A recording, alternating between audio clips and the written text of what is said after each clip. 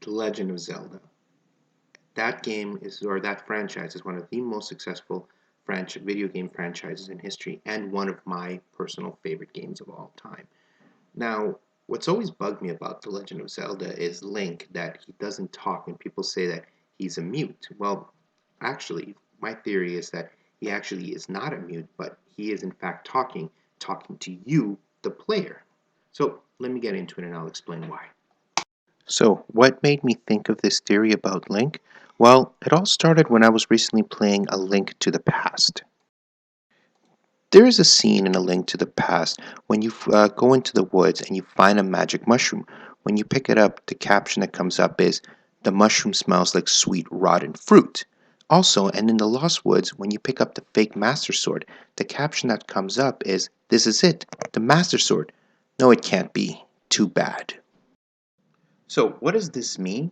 Well, what this means is that Link, he's actually telling you, the player, hey, this is what I smell, this is what I see, this is what I'm feeling, right? That's the connection that I'm trying to say. Link is talking to you.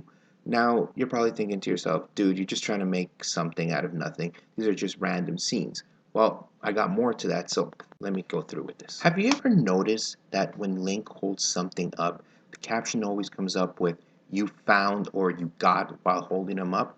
Well, he is showing you what he found. He's making effort for you to see it. He's also describing to you what he found. It's like watching a movie. If a character finds an item, he's going to describe it to give insight into the item. So this would be as if you're just watching me, all of a sudden I do this. I'm describing an iPhone cable to you. That's what I'm doing. I'm holding it up so you can see it. That's what Link is doing with every item.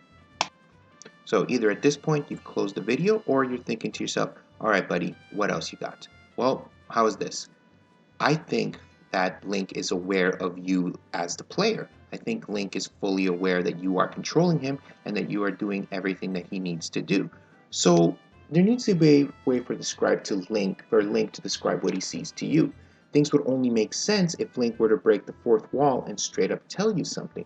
Well, you're probably thinking, okay, I got you there. There's nothing that you can really do to prove it, right? Well, here's the thing. There is one point where Link straight up actually says, "Hey buddy, look what I found. I've broken the fourth wall." Link is actually physically talking to you, the player. There is one moment in the whole Zelda universe where Link straight up talks to you. He isn't talking to someone, he is telling you something, the player. In Zelda 2, The Adventure of Link, I can hear your eyes rolling. Link is in a house and finds a mirror. This isn't a "here Link, take this mirror" or "use this mirror" moment. Nope. Link says, "I found a mirror under the table." Who is Link talking to? Well, if you don't believe that Link is talking to you, you have to at least give me that Link isn't a mute. He is 100% saying, "I found a mirror." I, as in I, Link of Hyrule. What is more interesting is the second part, under the table. Link is describing where he found it. Oh, so who is Link describing this to? Well, he is describing it to you, the player. The reason that he is doing this is because he is aware that you are the player and that this item is outside of your field of vision. Taking it a step further, in the same generation of games, Zelda 1, every time Link finds an item, there is no description to the item, it's just Link holding it up, showing you what he found. Well, I think the reason is because Link is expecting the player to know what the item is. How? Well, by the instruction guide. The reason he holds it up is for you as the player to see what he found and cross-reference it with the guide. Well, that would actually mean that the game was meant to break the fourth wall in some way, and it was designed to have input from the player. The game is supposed to have input from the player. That would mean it's breaking the fourth wall. Well, it is meant to do that, and I can prove it. What we have here is the Japanese version of the NES known as the Famicom. As you can see here, the second controller was outfitted with a speaker. The function of the speaker is so that players can interact with the game. One of the creatures in the game, in the NES Zelda one, the original one, was called a Pole's voice. Now, the instruction guide clearly says, "Pole's voice hates loud noises."